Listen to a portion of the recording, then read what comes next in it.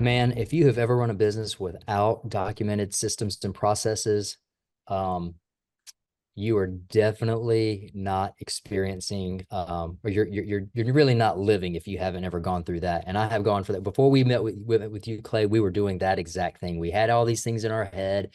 We kind of knew what was going on, but there was always a problem. And once we got to where we started like literally writing everything out, doing the checklist, making sure everybody knew how to do them, making sure that there's processes for every single thing that we do, from answering the phone to cleaning a window to pressure washing a house to installing holiday lights or cleaning out a gutter.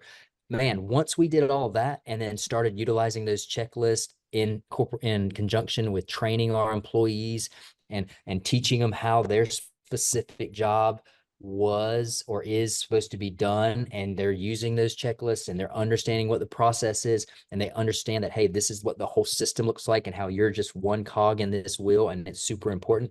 Man, when we did that, it was a game changer. I mean, it really increased revenue, increased efficiency, and it took a load off of my shoulders and my manager's shoulders because we just weren't running around anymore with our hair on fire.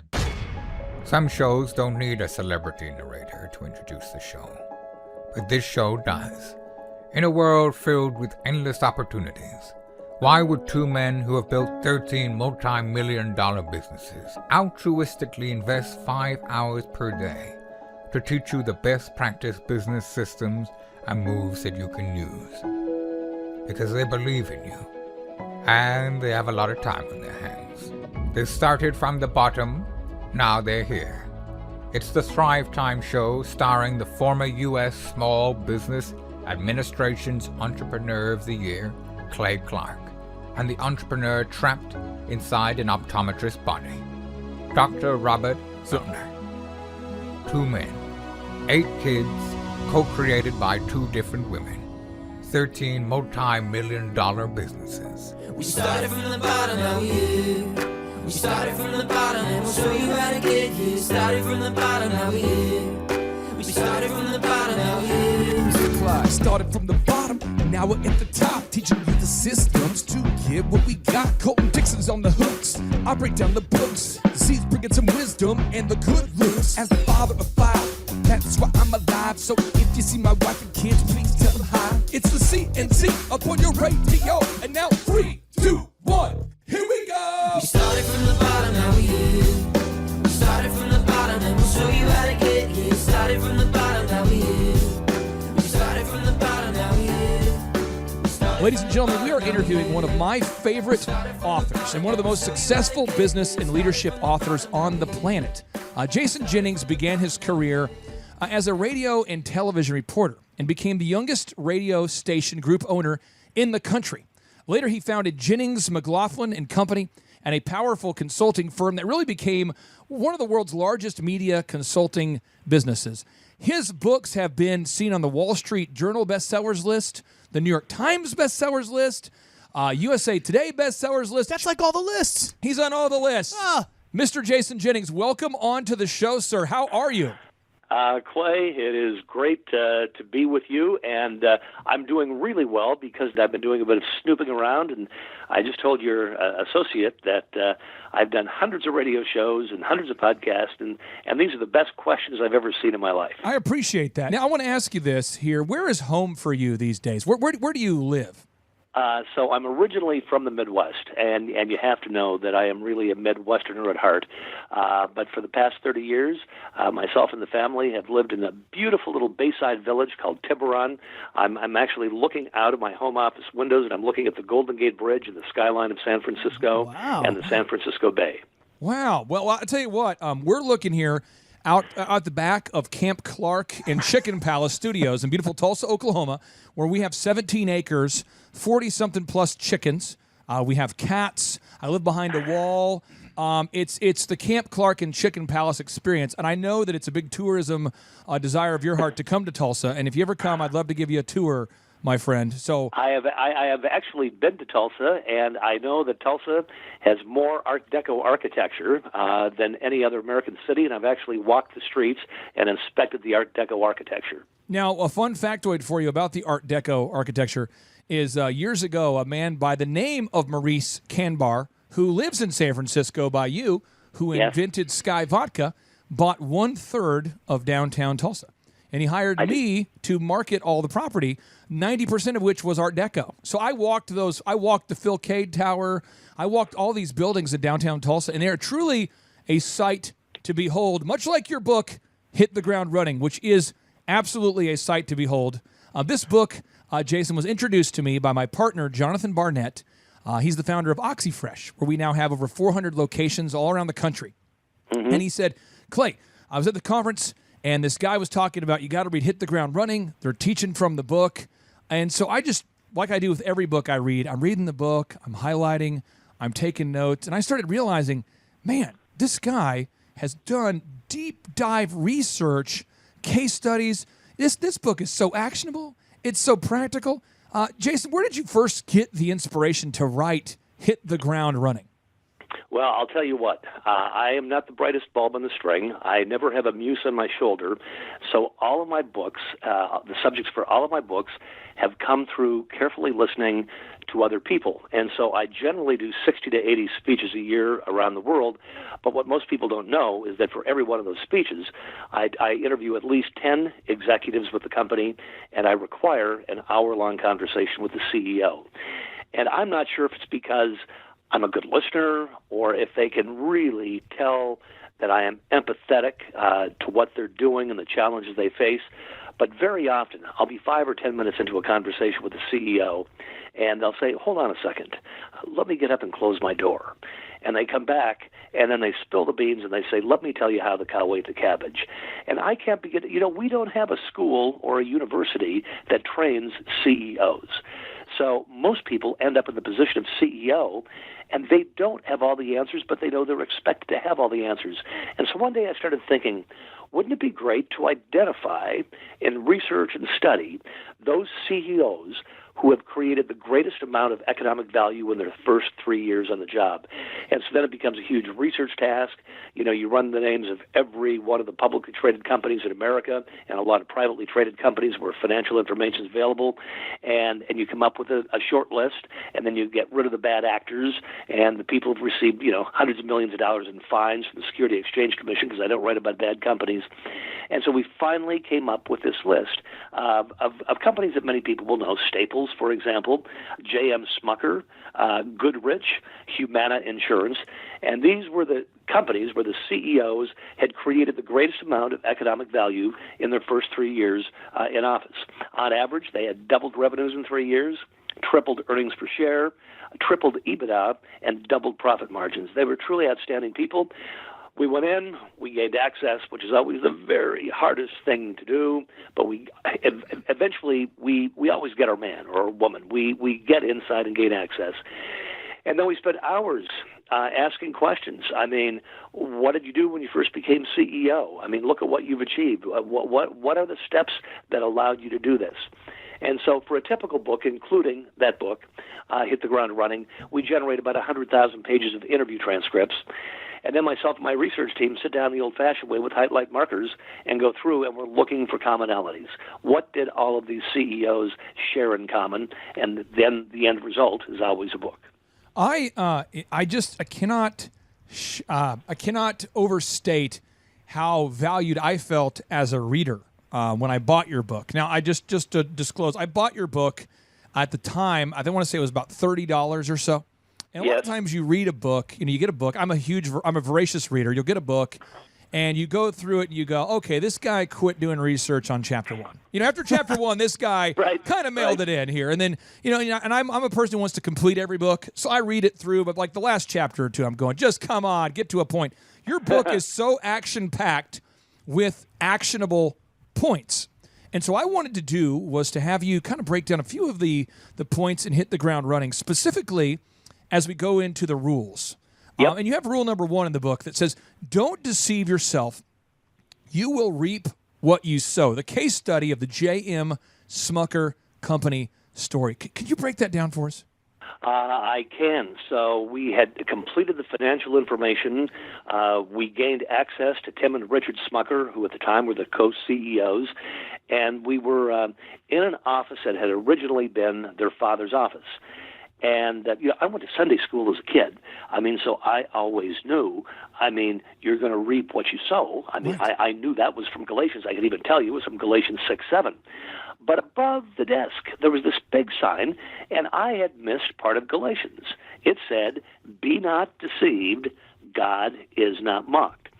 So, and if somebody's listening who is not religious, you can use the word good instead of God if you want. Be not deceived, good, or God is not mocked. For whatsoever a man soweth, he shall also reap. And I asked them about it, and they told me, I'm sorry, it wasn't their father, it was their grandfather who had that above his desk his entire life. And he said, this is why we exist as a company. And so they don't lie, they don't have people around them who lie, and they all practice the golden rule of treating people like they would like to be treated themselves. Unlike what you see in so many other companies where it's all about the CEO, it's all about the ego, it's all about the shortcuts, it's all about taking advantage of customers, taking advantage of suppliers. It just didn't happen in any of these companies. And so that's why I chose to begin that book with that quote from Galatians. One other notable quote I want to share with the listeners out there who are more of I'm a Judeo-Christian. My wife and I have 5 kids, all of which are currently Judeo-Christians. But for those of you out there who are more of a secular perspective, we have hundreds of thousands of listeners. I want to make sure I keep fair and balanced. Napoleon Hill once wrote, he said, "Nature cannot be tricked or cheated. She will give up the object of your struggles only after you have paid her price." And it's just, that's a powerful teaching moment. And I'd like to, if I can, ask you about your literary career. You've paid the price. You have paid the price. What price have you paid to get your first book published? Because as I was researching you, I thought, Jason, I could do 10 shows just about the price that you paid to get to where you are. How have you paid the price? Yeah, the price was a huge one. And so you already mentioned the backstory in your nice introduction. I was in the broadcasting business and the consulting business. And almost 20 years ago, at age 40, I basically had my midlife crisis. I was alone at home one day. I was sitting in the family room on the sofa, and I went to get up, and physically I could get up, but I just plopped back down, and I went, is that all there is? I just got to keep buying radio stations and growing this consulting company, and half the clients of the consulting. When you're supporting hundreds of people on your staff, the color will go is green. If somebody shows up and they want to be your client, you need the money, so you take them. And with some of our clients, I always felt like taking a bath in Lysol, and I just knew that there had to be something more. And so I thought maybe I would become a second career seminarian. And I was introduced to a man by the name of Dr. Timothy Lull, who was head of the Pacific Theological Seminary, the Lutheran Seminary in Berkeley, California. And I made an appointment to go and see him. And I said, I really think I might like to sell everything and come back to seminary and become a second career seminarian. He said, that's a big move. He said, we should spend some time talking about that. And over the next several months, it was Dr. Lull who eventually told me, look, I don't think you want to come to seminary. He said, I'd rather put you on our board of directors and have you write us checks. He said, but I have figured out your calling in life. You love business done well. You love leadership done well. He said, I think your calling in life, your gospel, is to identify the greatest business leaders, the greatest companies in the world, get inside, find out what they do. And he said, that's what I think you need to write and talk about. So, came home, sleepless night, first one of my life. I was laying in bed. God, if you're out there, throw me a thunderbolt or something. Send me in some direction.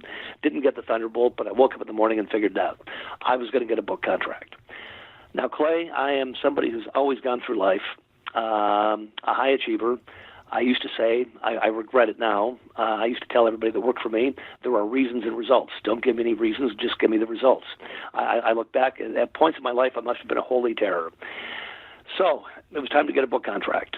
Well, I got rejected by 97 publishers, one after the other. Oh, good. I'm glad to know I'm in good company here. But here's what happened. With every rejection, I became more determined to get a great publishing company and have a great bestseller. You're going to love this story. So finally, one day, I got an email from a man at HarperCollins, the publisher at the business imprint of HarperCollins. And he said, "Dear Mr. Jennings, I'm not interested in you. I'm not interested in your idea. I'm not interested in your constituency. Please don't bother me again."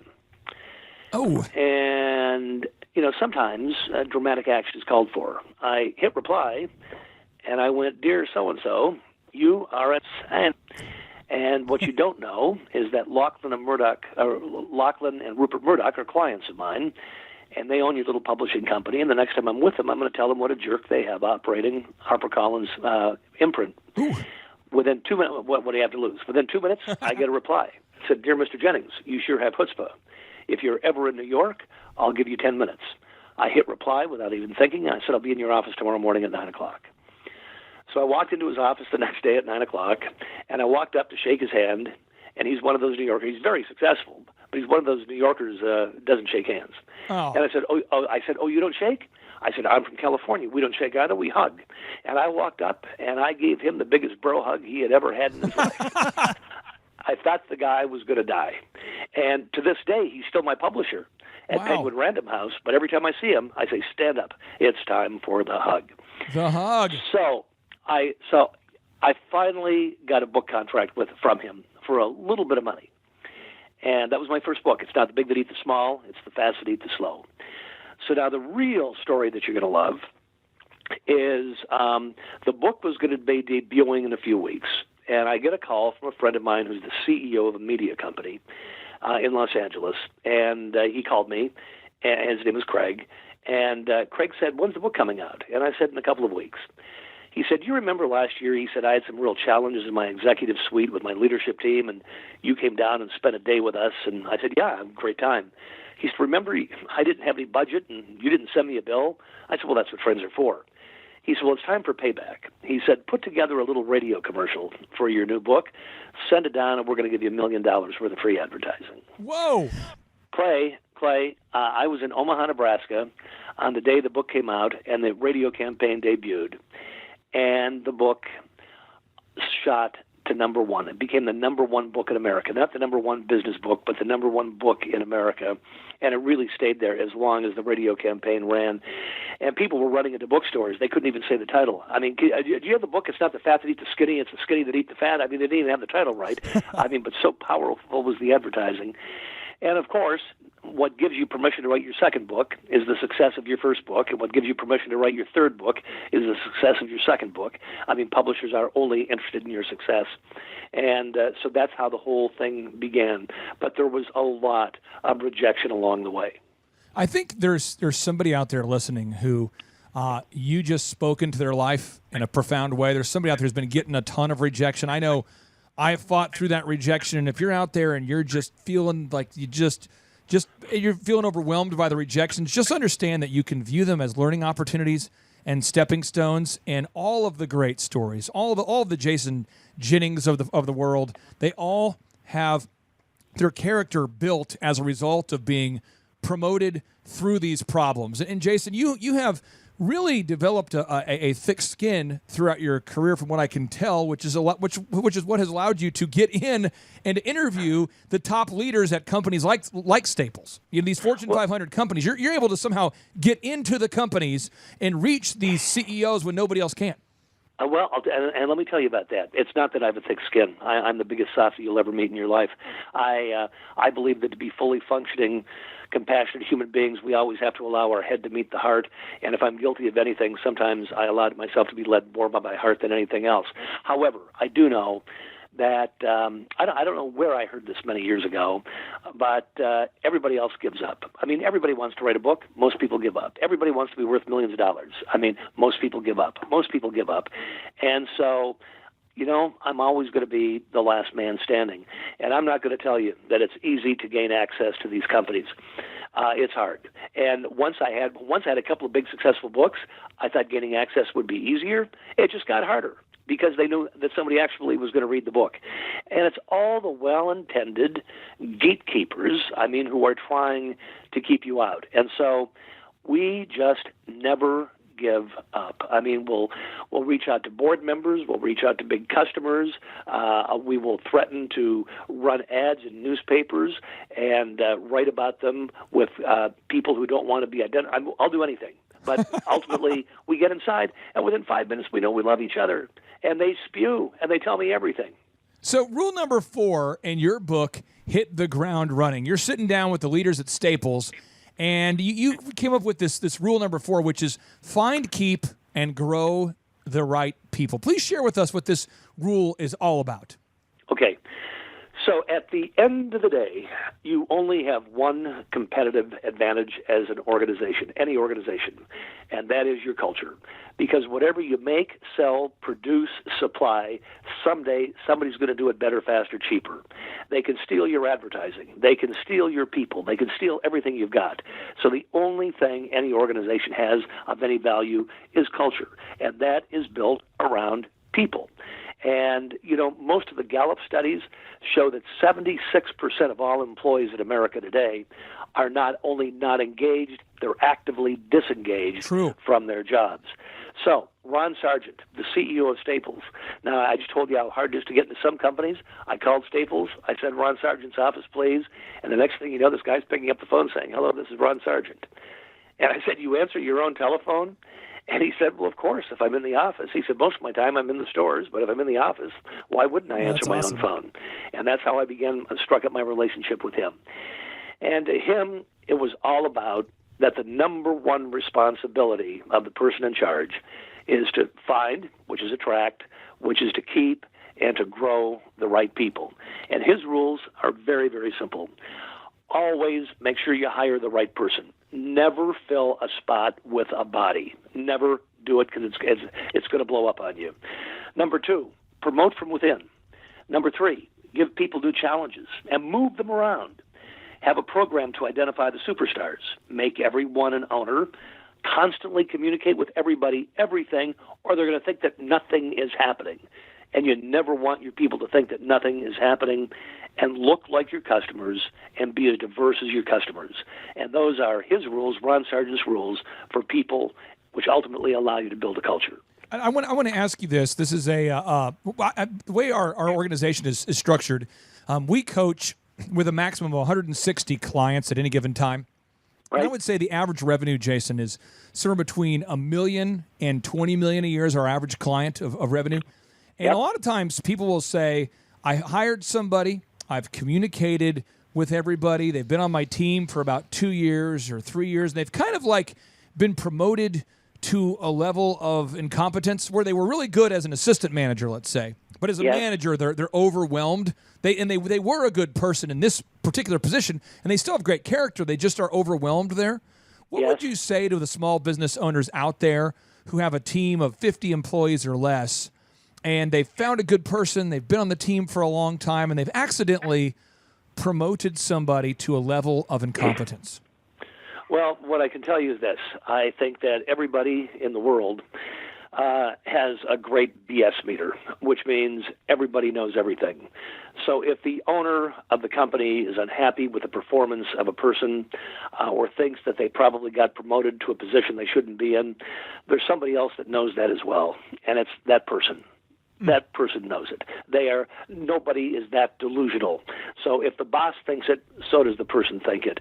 And what it comes down to have one of those come to Jesus speeches saying, John, you've been here 3 years. We put you in this spot. I'm not sure if you're cutting it, but if I think that, you're probably thinking the same thing, but you're so good at other things, I don't want to lose you. Will you consider taking a step back? Maybe we've got to search and find something else for you. It just comes down to what I referenced earlier, when the head meets the heart. It's so well said. Thrivers, I encourage you to listen to this podcast twice.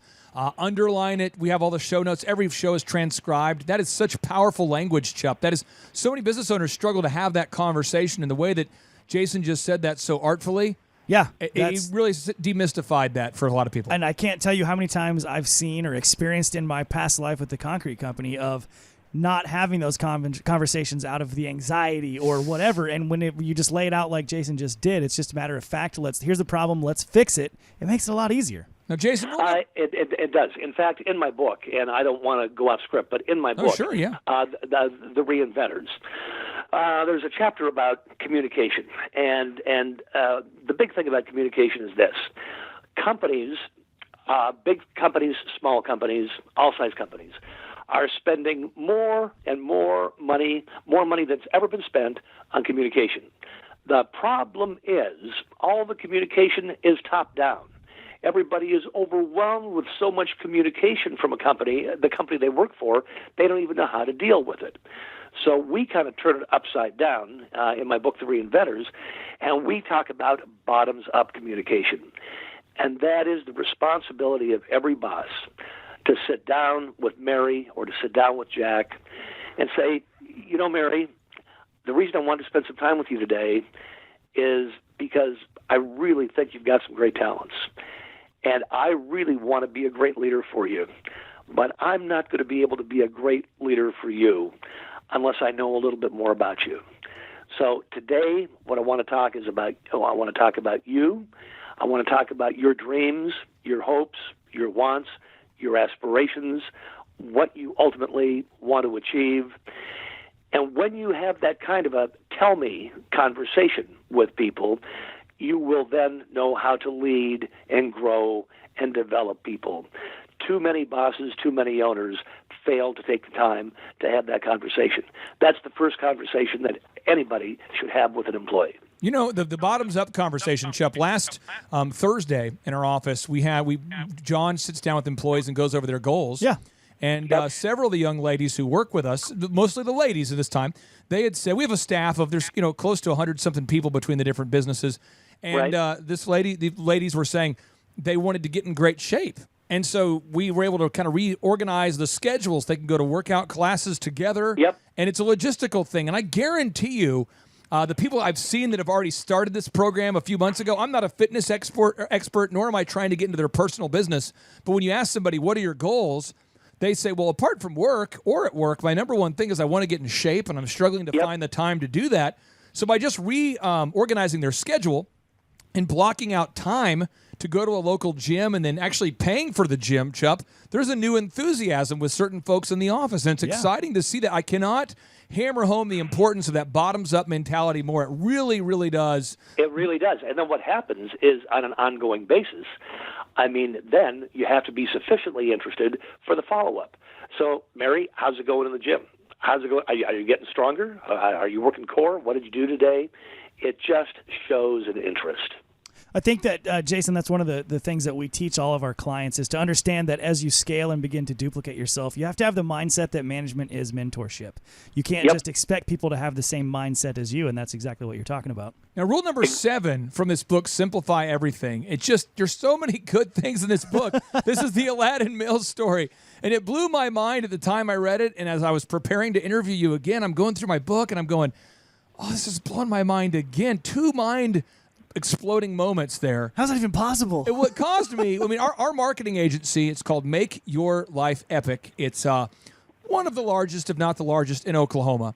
And at the time, I had these very complex systems. It was almost like you had to be able to decipher maybe like hieroglyphics or something to understand the systems there, Jason. People had to work with me for 2 to 3 years to fully understand how to do their job. In your book, rule number 7, it says, simplify everything. That set me off and helped me so much. Can you talk about what you mean when you say simplify everything? Yeah, and the backstory to that is Mohawk Carpet, the Aladdin Mills story, one of their brands, and their CEO, Jeff Lorberbaum, based in Georgia, about an hour and a half outside of Atlanta. And it is an unbelievable company. It's the world's largest carpet and floor manufacturer. They'll do about $10 billion this year, $3 billion in profit to the bottom line. Talk about a tough cookie to get to. I got as far as his assistant Gay, and I could never, it was just a cold shoulder, no interest. We're not interested in talking to you. And so finally, we tried a couple of members of the board of directors, and finally I went to his biggest customer, who spends hundreds of millions of dollars a year with him, and said, "Can you get him on our side? Can you get him to agree to talk to me and tell him and tell him I'm never going to give up?" So one day it's 6:00 in the morning. I'm in my office at 6:00 in the morning on the West Coast, and the phone rings. This is Jeff Lauberbaum. What do you want? And I said, "Well, I want to talk to you about a book. You're an incredible business person. I want to write to you about the book." He said, "I got the message. You're never going to give up." I said, "I will never give up." He said, "Be in my office tomorrow morning at 9:00. So I schedule a red eye to Atlanta, get in a rental car through like 3 hours of morning traffic to get to the location. I mean, it was, and I get there with like 2 or 3 minutes. I walk in. There was not much of a handshake, and he was all kind of put out by this. And so he said, "How long is this going to take?" And I said, "I don't know, a couple hours, as long as you want to go. And how does that sound?" And he said, "Well, that's fine." And so I set up my tape recorders, and with redundancy for 3, because you never want to lose anything wonderful. Real quick time out there. I want to dial into that real quick. I want to focus on that because you just said you have 3 tape recorders. Yes. I'm the only person that I have ever met. Now I've met another who, whenever I do speaking events, I will have my laptop with me in one bag. Another person has a laptop, and there's another laptop that we pack. I travel with 3 laptops whenever I travel, which is why I never had AV problems when I did speaking events, because I actually brought my own backup AV gear as well. Can you please talk to me about the paranoia that you have on a daily basis that allows you to bring 3 tape recorders, and then we'll go back to your story. I just love that. That's awesome. All right. So, so let me just tell you this before I give the backstory on the 3 tape recorders. And so he said, "How long is this going to take?" And I said, "Well, a couple hours, or as long as you want to go." This is 9:00 in the morning. At 6:00 in the evening, we were still there talking. And as I tell you, these people talk. They talk. And it's not that I'm a skilled questioner, because my questions are very simple. Tell me about you, and tell me your story, and tell me the story of the company. That's it. And all I really have to do is sit there and say, "And then what happened? And then what happened next? And then, all right, and next?" That's all I have to say. Because I am so captivated. William Buckley once said that 99% of all people are interesting, and the 1% of people who are not interesting is interesting because they're not interesting. And so let me ask you a question. How much is it worth for Jeff Lauberbaum, who's worth billions and billions of dollars? How much is it worth for me to get 1 day of his time? It's worth a lot of money. A lot of money. So I can't afford. I remember having just my main recorder and a backup in an interview, and I finished hours, and the main recorder hadn't worked. If I hadn't had the backup, and that's when I went to triple. And so I always travel with 3 voice recorders. Your level of preparation is inspiring. Whenever I read your book, I just cannot stress for the listeners out there, if you've not read a Jason Jennings book, you're going to spend $20 this month, Chup, at a gas station. They're going to say, you're going to go into a gas station. The guy's going to say, "Do you want anything extra with that?" And you're going to say, "Yeah, probably. Let me get this. Let me get some of this. Let me get some beef jerky. Let me overpay for a Red Bull." Yeah. Yes. And no. This month, let's have a month of abstinence. Let's say no to $19 of random things you don't need to buy. Let's buy a Jason Jennings book, and you will see maniacal, in a good way, preparation at its best. It's so good. And this concept, rule number 7, of simplifying everything, it freed me up to scale, where previously, as I grew the business, my personal effort would have to increase. But your concept taught me that if you simplify, then although you can't multiply your own personal effort, you can scale your company. Please deep dive into that. Well, I'm going to in a moment. I have to let you in on a secret. Yeah. You just said something, and I'm sitting here with the broadest grin on my face ever. You have to know, for 34 years, I've been in the gym 6 days a week wherever I am. I'm at my high school graduation weight. I'm in the best shape I've ever been at. I eat extraordinarily clean. And you know what I did today? I bought a beef jerky at a gas station. We both do that a lot here, too. So. And I got the jumbo size. Are you striving for ketosis? Is that your game plan right now? Man. So anyway, Jeff Lauberbaum is brilliant. And I said, "What is the magic that's allowed you to do this?" And he said, "Look, we just make everything as simple as possible. He said, we exist to make our customers' lives easier. And he's not talking about people who put the carpet in their homes. He's talking about the carpet stores that sell their floors and sell their carpet. And he said, so we just have to ask ourselves, how can we make our customers' lives easier? And then we set about wringing out waste and inefficiency. It's about knowing exactly where we want to go, but taking small steps to get there, and don't try and stop things from happening. He said, every day I ask myself, how can we make this more simple? And this was a common thread that we have found in all of the companies I've written about for all of my books. They just work relentlessly to make it simple. There are a lot of people in companies who bring no value to the organization. They don't sell anything, they don't service anything, they don't create anything. So what they have to do with their job function is make it appear to be very, very complicated. Because if their job appears to be very, very complicated, they think they can't be replaced. And so you have to constantly root these people out of the organization who believe that making what they do is so complicated that nobody else can do it. I would like to share two notable quotables. One that is by William Shakespeare, and the other one is by me, and I shouldn't quote myself, Chup, so you can quote me, okay? So here we go. Glad to. William Shakespeare, he said, brevity is the soul of wit, a.k.a. simplify, and you can multiply. Now, Chup, I always say at our conferences. Clay Clark, on the other hand, he always says, complexity fails and simplicity scales. Yep. So important that you simplify, because Jason, in the event that you try to scale something that's not simplified, what's going to happen to the personal life of an owner of a company if they personally try to grow from $2 million a year of sales to $20 million a year of sales, and they haven't simplified their systems and processes? Well, they're not going to have a life, and then they will ultimately be destroyed.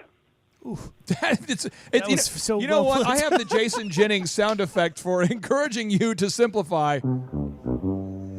You just gotta simplify. Okay, so rule number 8, Chup. I call this the Ocho. Oh yes. Because of my vast knowledge of multiple languages. Very good. Okay, so rule number 8: be accountable. The Goodrich story. This story was so powerful. Can you talk to us about being accountable and the Goodrich story? Rule number 8. Yeah, I can. The man's name is Marshall Larson, and who was the CEO who had created so much incredible value in the previous 3 years. And what you need to know about him is he's from a little small town. Let's see, what is it called? Enderlin, North Dakota, or Enderlin, South Dakota. But because of a small state, he got nominated to go to West Point. He went to West Point. He served a very distinguished military career and left and got into business. So he carried a lot of that military career with him. And, of course, what happens in the military is there is 100% accountability. So when he got to Goodrich, they had been a former tire manufacturer based in Ohio. They relocated their headquarters to North Carolina, and they're in lots of aeronautical businesses. They're not in the tire business at all anymore. And so his rules, he was a remarkable man to spend time with. And he said, look, here's what it's all about. He said it's about having a sense of personal responsibility and being accountable at all times for anything and everything that happens in the company. He said by doing that, that allows me to set the example and hold everyone else accountable at all times. He said there is no slack given here. He said once you have built your accountable team, you trust your team. And he said what you do is everyone has to have a crystal clear understanding of exactly what's expected of them. Exactly. Not some idea of what they should be trying to get done, but they should have a crystal clear understanding of exactly what's happening to them. And then he said, forget vision statements. He said you have to have a destination and communicate it all the time. All the time. All the time, nonstop. See, what happens at most companies, guys, is this. The leaders make a big pronouncement.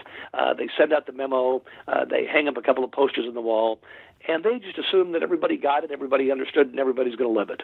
That doesn't happen. It has to be communicated and lived all the time. But like you might expect from a military guy, he said, and you have to have an axis of advance. And I was sitting there looking like I'd just fallen off the back of a turnip truck trying to figure out what axis of advance means. But to a military guy, it means, you have to have accountability, and you have to all the steps to reach your destination. Everybody has to be accountable. I didn't know where you were going to go with this answer, but I did know that it was going to come from a military perspective because of the case study. So I had a notable quotable prepared that I want to ask you here, kind of a sneak attack. Colin Powell, who many people know as the first African-American Secretary of State, very decorated military leader, he once wrote, "Being responsible sometimes means pissing people off." Yep. Can you talk to me about where the rubber meets the road when someone knows what to do, they clearly know what to do, and they just passively aggressively refuse to do it? How would you handle it, or how would you instruct our business owners to handle that type of situation? Well, I can tell you, more importantly, I think I can channel Marshall Larson here, and I can tell you how he would handle it. And he would say, "John, we agreed that this was going to happen. You agreed that you were going to get this done. You have failed for whatever reason. What is your plan for correcting it and getting it back on track?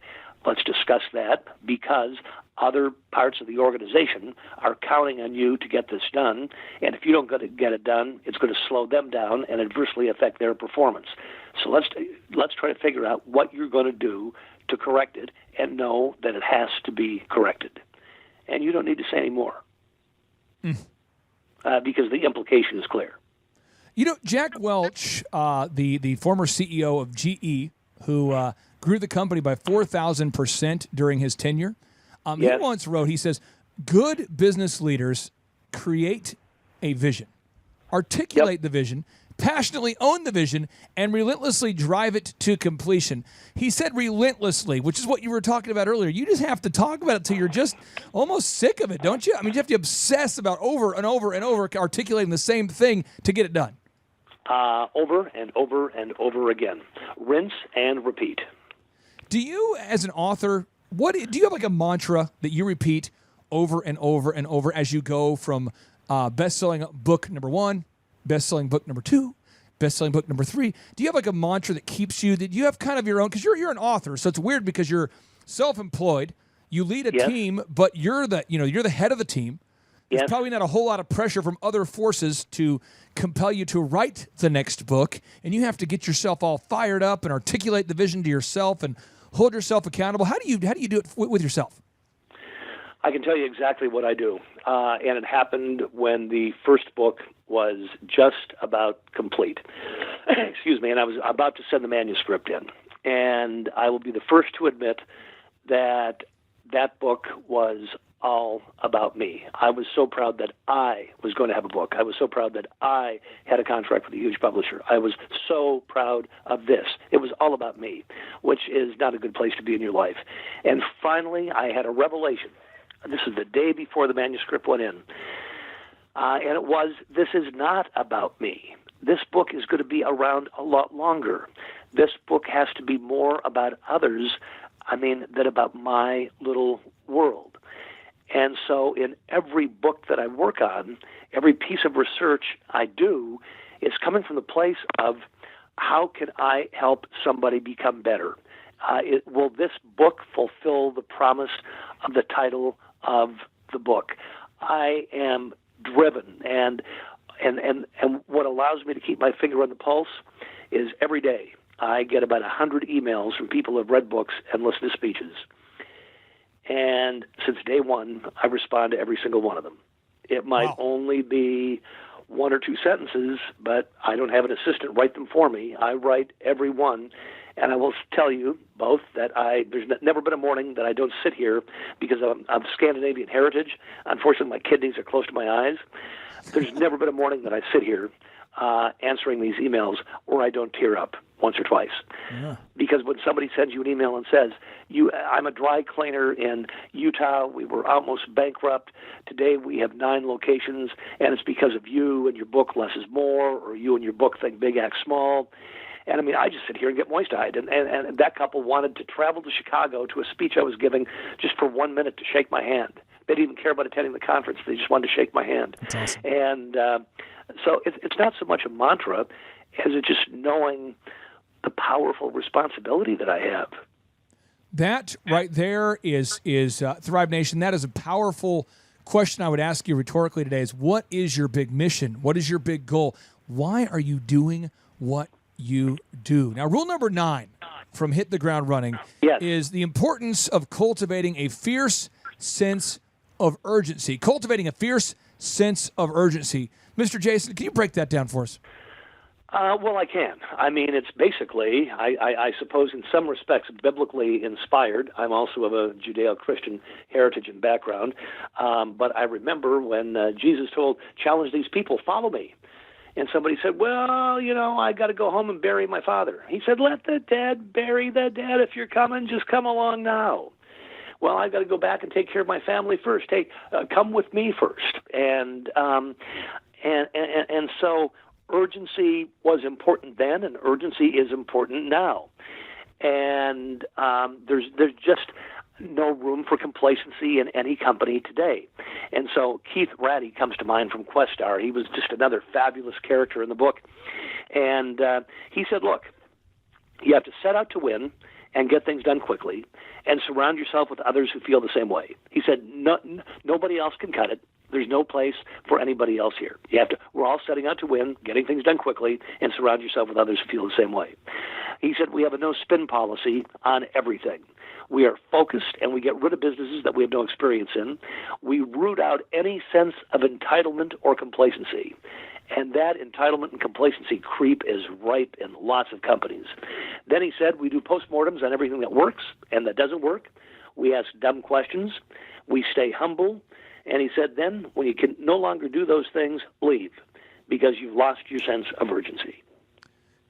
You are a man who has a sense of urgency about what appears to be your life, and in many different aspects. A sense of urgency about your diet. Yes. You say this meal, this food that is presented to me as an option, this or this does not fall into my a diet or my worldview, my game plan. So I want to just get off the rails for a second. I want to hit the exit ramp, and I want to ask you about your personal diet because you have a sense of urgency about it. I've listened to enough interviews, probably way too many. I've probably creeped you way too many times, online interviews, and anything I could read about you. It seems like you're very intentional about your diet and what you're putting into your body. You have that sense of urgency. Can you talk about what you allow into your body, except for the occasional massive beef jerky stick that you ate today? Yes, I will. Well, first you have to understand that growing up in America's Midwest, by the age of 16, I weighed 245 pounds. Now, granted, I was playing football and I was 6'2", but I was 245 pounds and I was fat. And I became an exchange student in France. Well, you can imagine, what every 16-year-old boy is thinking about. They're thinking about 16-year-old girls. Right. Well, French people are kind of petite and tiny. I got over there, I looked like an elephant on roller skates. And I just put myself on what was probably not healthy, but was a starvation diet. And I got down to 170 pounds during the length of time I was there. And I just became resolved that would be where I would stay for the rest of my life. I mean, so I don't think I've got any eating disorder, but over the years, I have figured out what I need to do to stay there and stay at my top peak physical form. And a big part of this is being in the gym every single day, 6 days a week as well, and really working yourself out as hard as you possibly can. So my diet is essentially very simple. I guess you could say I don't eat a lot. So I begin my day with 1 cup of decaffeinated coffee during my first hour of the day, and I generally take 2 or 3 sips of that. I mean, that's it. The cup is full an hour later. And then about an hour after that, I like to go 12 hours before I've had food. So if I'm in bed by 9 o'clock in the evening, then at 9 o'clock I'm having a fruit and vegetable smoothie. And it's fruits and it is vegetables and a little tiny bit of kefir, that yogurt-based drink, and I will drink quite a bit of that. A couple of hours later, I'll have some protein, generally a couple of eggs. Then if I'm going to have a half a sandwich in the middle of the day, it'd be a lean turkey sandwich, and I will take most of the bread off.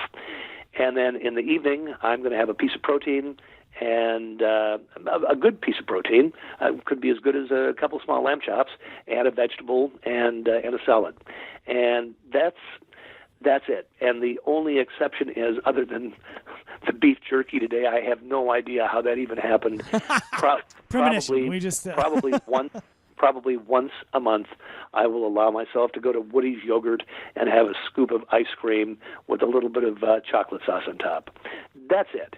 And everybody says, "Oh my God, you are so disciplined."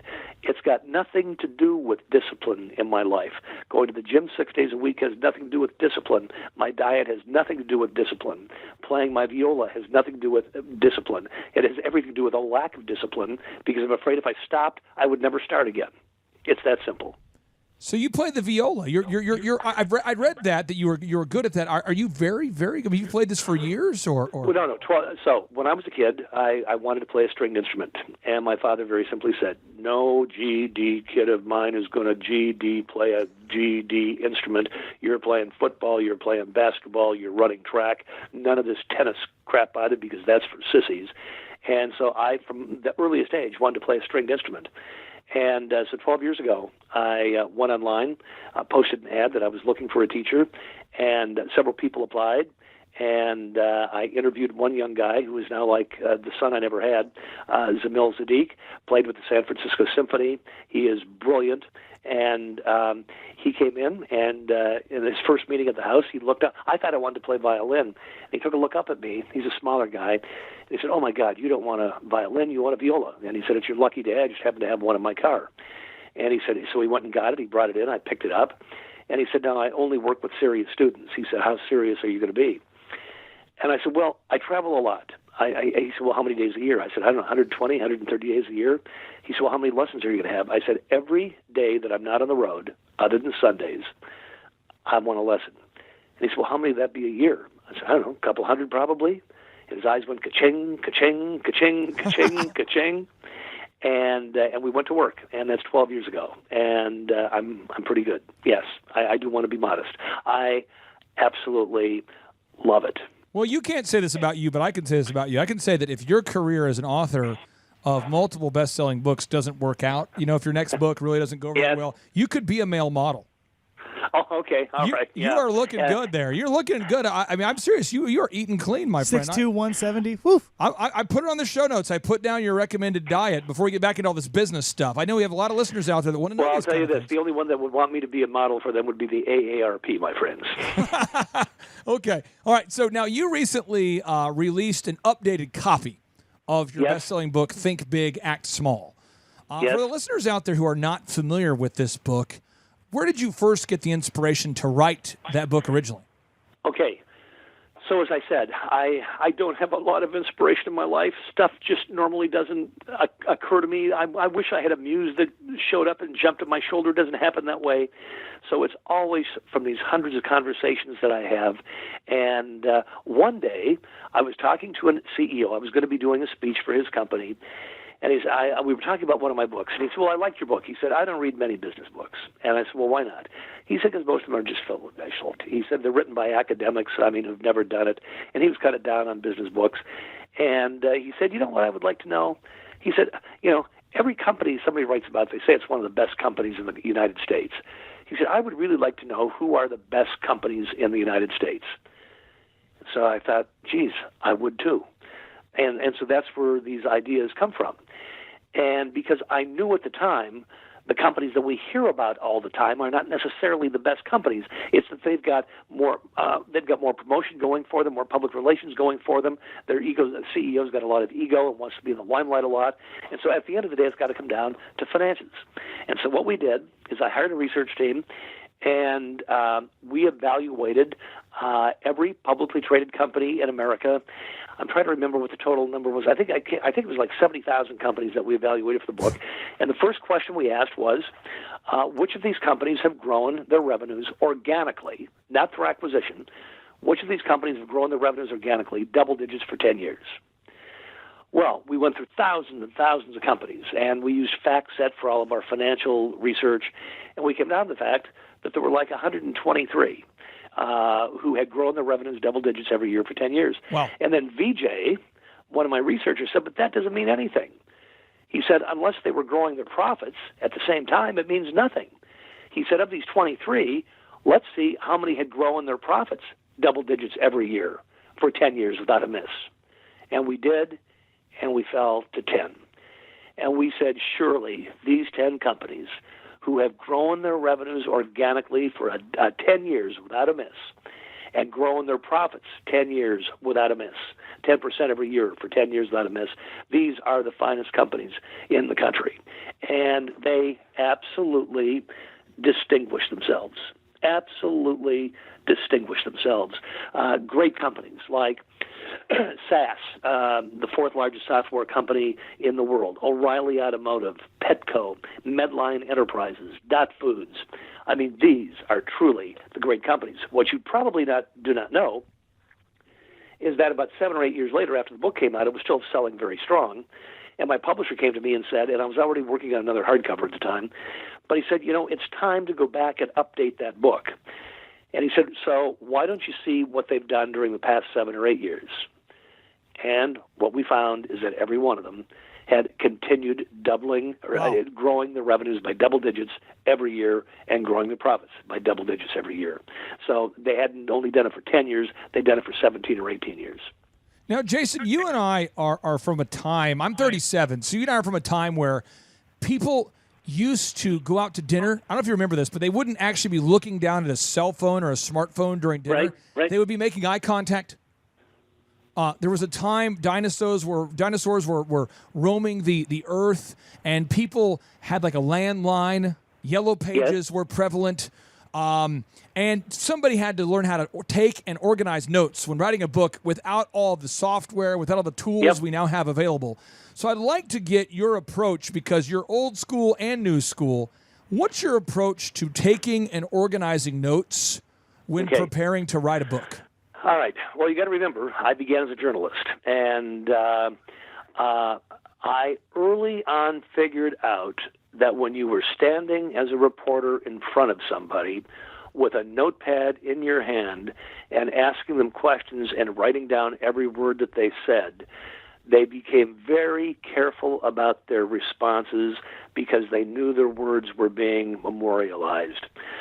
I can honestly say I have not taken a note since. I record every interview that I have is recorded. And as I told you, people just spill. They forget the device is there. They forget that I've told them that I would like to record the conversation. They forget that. And my promise is, and I give them an added measure of safety, and I say, so what I'm going to do is after this interview today, our conversation will be sent as an audio file, and it will become a script.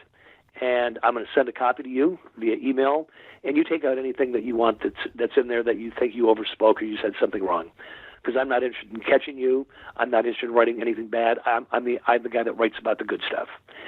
And so I believe it's because I don't take notes that people are so open. We are truly just having a conversation, and I get to say, geez, is that fascinating? And then what happened next? And what happened as a result of that? Okay, well, but you didn't finish that story. Tell me about that. One, I couldn't write that much, and two, they would become very careful and cautious. So I record everything, I have it transcribed, and that's how I work. Record everything and then have it transcribed. Now, once you have everything transcribed, it's all recorded. Do you have a special place that you like to be physically when writing? I mean, do you go down to a van down by the river? Do you go underneath the Golden Gate Bridge? Do you go to an In-N-Out Burger? Do you work out of your house? Where do you go when you're actually sitting down to write? I can only write one place. I've never written one word on an airplane, ever. I have never written one word in a hotel room, ever. And I'm on lots of airplanes, and I'm in lots of hotel rooms. I've just never had an interest in writing there. There's only one place I write, and that is in my office, my home office. And I've got this gorgeous view of the San Francisco Bay, but I close my door because I don't even want to look at it. And the rule for my writing is, when I'm actively working on a book, I want to write 500 perfect words a day. And note, I did not say 500 words a day. That's real easy. It's real easy to write long. I like to write 500 perfect words a day. Some days those come in 3 or 4 hours. some days, though, those don't come until I leave for the gym. Your office sounds like it has a lot of patina, a lot of Yes. maybe history, a lot of things that motivates you, that help you create that ambiance that's conducive to writing. Could you explain to us, for those of you, for those listeners out there like myself who are very interested in the habits, routines, and talk to me about what your office looks like. Wow, great question. Nobody's ever asked that one before. Well, first of all, my office would probably be 14 by 14.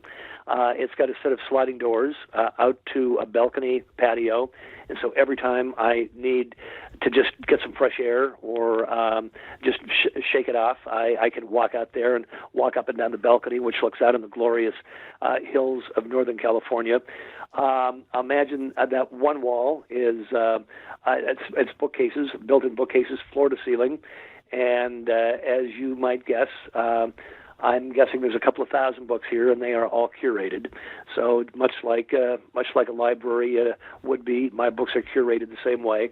I have a glass top desk, a large one, and a glass base, and there's nothing on my desk with the exception of a couple of family pictures. Over the years, every time I do a speech, somebody gives me a tchotchke or gives me a gift. They don't make it to my office. I want my office to be completely cleaned and organized. I have 2 guest chairs at either end of my glass top desk. I don't think anybody's ever sat in them, except on a Saturday morning when the bookkeeper is here and has me sit in one of them, and he wants to go over all the charges and the money I spent that week. Then if I turn around, I look at dual monitors, and behind the monitors is a huge custom piece of art that I had done, and it's more bookcases on either side. And I've been working on dual monitors for probably 16, 17 years, and would work on 3 monitors, except I've read the productivity studies, and you do not get any increase in productivity from 3 monitors as opposed to 2 monitors. And that's it. Many, many years ago, the most important person in my life told me that simplicity is elegance. And so I have a very simple design aesthetic, and the only few pieces that exist on the bookshelves I collect boxes. And so if I'm in China, if I'm in Vietnam, if I'm in South America, if I'm in Poland, if I'm in Russia, I will always buy a wooden box of some kind. And again, they are curated and they are displayed among the books on some of the shelves. There is and then the final thing is my books have been in 34 languages, so I've got a copy of every foreign language edition of my books also in the bookcase. Really? Uh-huh.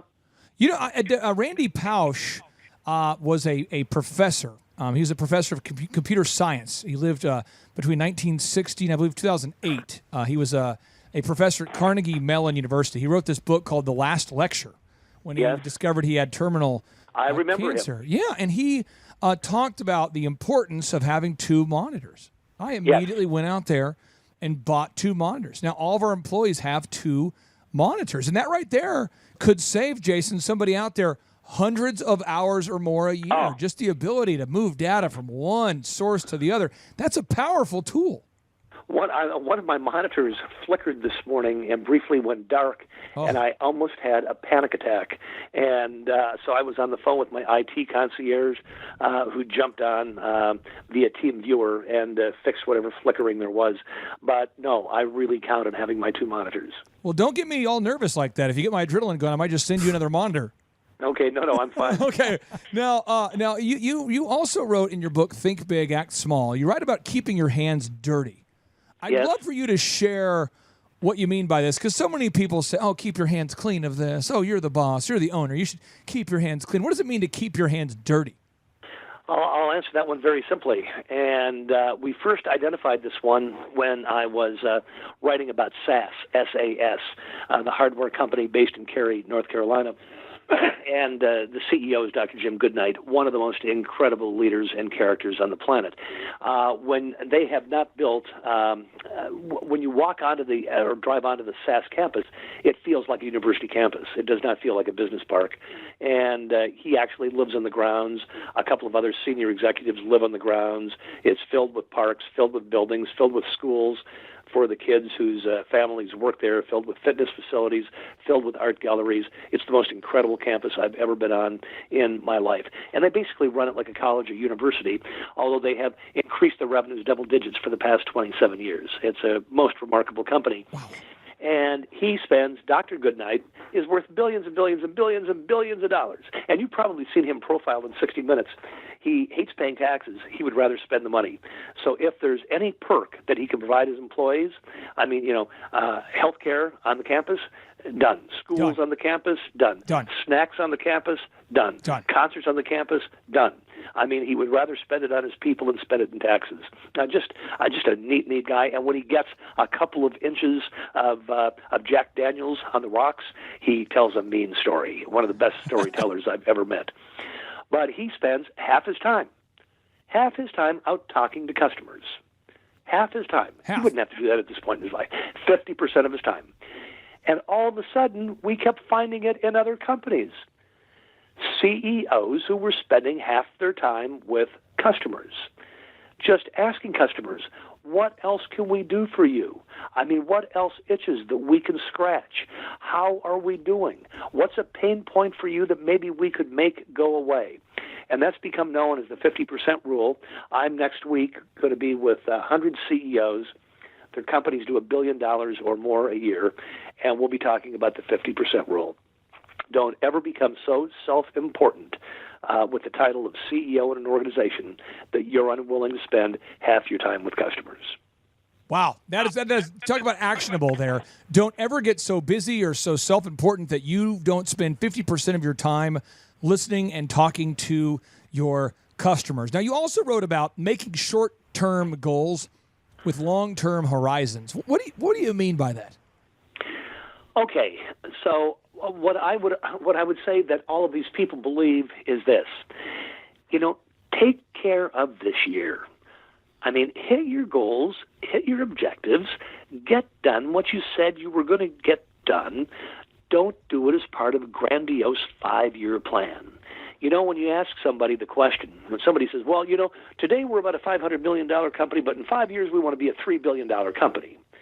When that's the reason they exist, they are almost telling you, and we will do anything, including lie, cheat, and steal to get there. They're chasing the wrong thing. And they're also engaged in Chinese math in most instances. Now, the population of China is 1.4 billion, so if only 1% of the Chinese, certainly 1% of a population would buy what we have, so, oh my God, that's 140 million. Oh my God, then think about what we'd be worth if we sold 140 million to just 1% of the people in China.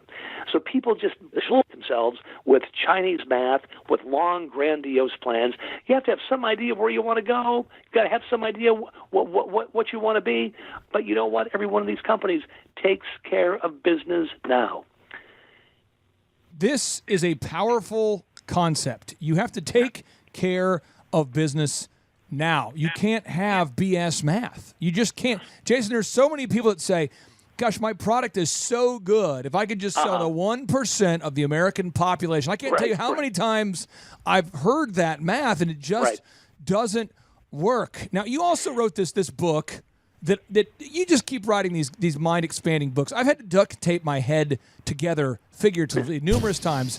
The Reinventors, how extraordinary companies pursue radical, continuous change is in itself, it's inspirational teaching moment. I love the cover of the book. I mean, the book cover itself is inspiring. Can you talk to us about this book, The Reinventors, and what it's all about? I can, and I can tell you where it came from. It came from my conversations with people getting ready for speeches. I remember the day that it happened. We were at our lake place in Michigan, and I was up in my study. I was talking to the CEO of a small IT company with a couple of hundred employees in Iowa. And I said, how are you? And, first of all, I said more than that. I thanked him for his time and explained what I hoped to accomplish through the call. And I said, how are you? And he said, well, I'm much better today than I was last week. And I said, well, why is that? What's happening? What's going on? He said, I just sometimes let people get me down. And he said, finally, I had the realization that I'm in charge and that I have to do whatever is necessary to grow this company and take it to where I promised the people it would be, because it's going to have a positive impact on their lives. And he said, I'm having difficulty. I'm not going to have anybody else commoditize me anymore. And so what I was hearing from a lot of people were that there be downward pressure on prices. They're being commoditized. Well, the problem is, if the only thing you've got to talk about is price, there's only one way to go, and that's down. I've never seen a discussion in price go upward. It always ends up with you going down in your price. So if all you've got to talk about is price, so there needs to be something else in the game, the value add, the value that you're going to create. And I thought, I need to find the companies that have just mastered the art of getting out of the commodity marketplace, who have mastered the art of changing the rules and just constantly learn how to create more value and do more for their customers and earn more and more money. And so it was the reinventors, how extraordinary companies pursue radical continuous change. And that's what they do. And there's a few reasons that has to happen. One, yesterday's breadwinners are not going to get you where you want to go. Not going to happen. What brought you to where you are is not going to get you to where you want to go. So you got to be willing to let go of yesterday's breadwinners. You have to get rid of same old, same old. So during my speeches, I look out in the audience and I say, I want everybody to shout out and finish this statement for me. If it ain't broke, and everybody shouts, don't break it. And I go, well, there's only one problem with that. That flies in the face of the law of suckage. Everybody starts to titter and laugh. And I say, you know what the law of suckage says? By the time you figure out you suck, you have sucked for a long, long time. Now, and the audience goes absolutely crazy. So you've got to be constantly letting go of same old, same old. You've got to be letting go of ego, and you've got to be letting go of conventional wisdom. And so we basically identified the companies that have done the most incredible job of constantly reinventing themselves. You know, I tell clients all the time, I say, in the absence of value, price is the only consideration. Yep. In the absence of value, price is the only consideration. And if you are finding yourself in a business right now where you're being commoditized, the prices are being driven down, you're competing on price only, unless you're Walmart, that's not a game you want to get involved in. That's why your book, I think, The Reinventors, is a fabulous purchase for anybody. And what better way to say I love you, Chuff, during the month of September than with the gift of a Jason Jennings best-selling book, The Reinventors. It really is the gift that keeps on giving, Clay. Okay. Now, in Chapter 3, you write about picking the destination. What does this mean to you to pick the destination? Well, so the destination, when I talk about the destination, that was shared with me by a CEO who had taken over a troubled company and then made it into one of my books. And he said, look, a great CEO, a great leader, is really a travel agent. And I probably looked puzzled.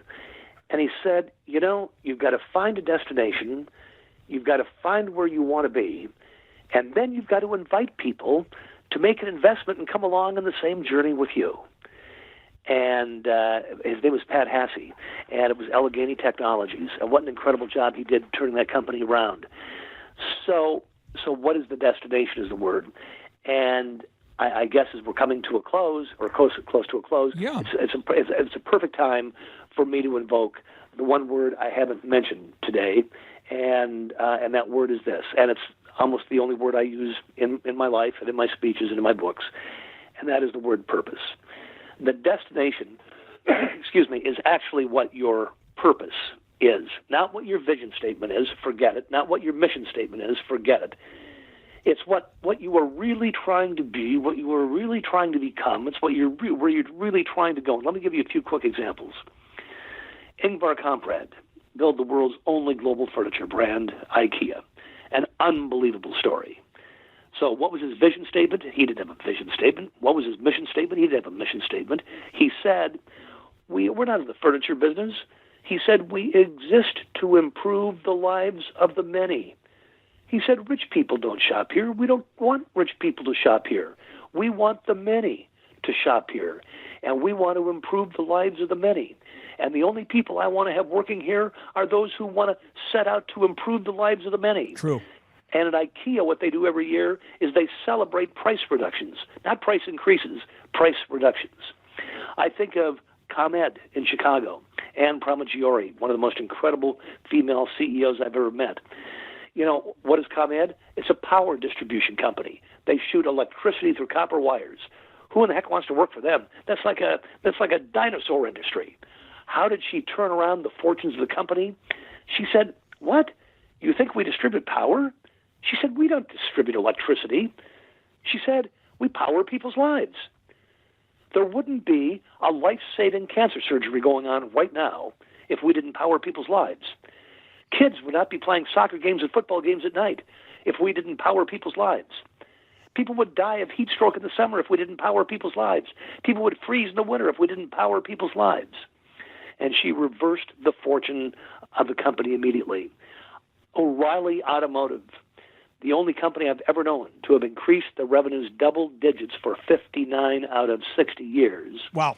They're not in the auto parts business. When Charlie O'Reilly founded O'Reilly Automotive, the night before they opened the doors, he said, you know what we're going to do? We're going to offer the best service in the world. He didn't say the best service in Missouri. He didn't say the best service in the United States. He said, we're going to offer the best service in the world. And he said, you know how we're going to do that? We're going to do that by making the customer number two. And everybody looked at him, what? He said, we're going to make you number one. Because only if we make you number one can we ever hope to offer the greatest customer service in the world. You know, your books are so filled with powerful case studies. I encourage all the listeners out there to check out your book, The Reinventors, How Extraordinary Companies Pursue Radical Continuous Change. And out of respect for your time, I have two final questions that I wanted to pick your brain on. The habits and routines that make ultra successful people like yourself a reality. There's these habits and routines. There's these things you do in the first hour of your day every day that very few other people are doing. Maybe the first 2 hours of the day. Would you share with us how you spend the first couple hours of every day? I will. I would be happy to. This is going to sound interesting. Remember, I'm the guy that wrote, it's not the big that eat the small, it's the fast that eat the slow. I wrote the high-speed company. So you might think that I jump out of bed at 4:30 in the morning and I'm raring to go 100 miles an hour. Not the case. Because I think speed without a reason for speed is really reckless.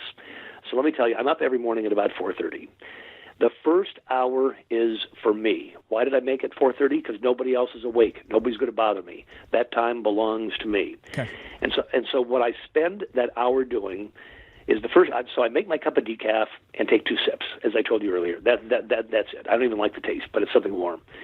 And then the first thing I do is 10 minutes of gratitude. And that is gratitude for people. It might be gratitude for a client I haven't seen for 8 years, but I'm grateful for the way they touched my life. It might be a family member. It might be this beautiful home that I get to live in. It might be that I'm grateful that I'm successful enough to have a trainer in the gym kicking me in the butt 6 days a week, wherever I am in the world. So I spend the first 10 minutes really in gratitude. Then I spend the next 10 minutes, and I measure this out on my iPhone. Then I spend the next 10 minutes asking what I really want to accomplish today. And that's not my schedule, because my schedule's already been built. All I have to do is open up my Outlook calendar to know what my schedule is. But it's a time of contemplation and asking what big do I want to get done today. And then it's a final 10 minutes imagining what my day is going to look like. Because if I can imagine the day, then I can have that day be the way I imagine it. So that takes the first half hour. Then I spend 30 minutes reading and watching, catching up on the news, and that's a combination of television, several televisions, iPhones, newspapers, magazines. Then I take about 30 minutes to get ready, and then I spend 1 hour of answering emails. And that's the first 2.5 hours of my day, and then I open up my to-do list and start crossing items off the list. It might be a book, it might be a podcast, it might be a speech, whatever it is. But that first hour of the morning really sets the track for the day.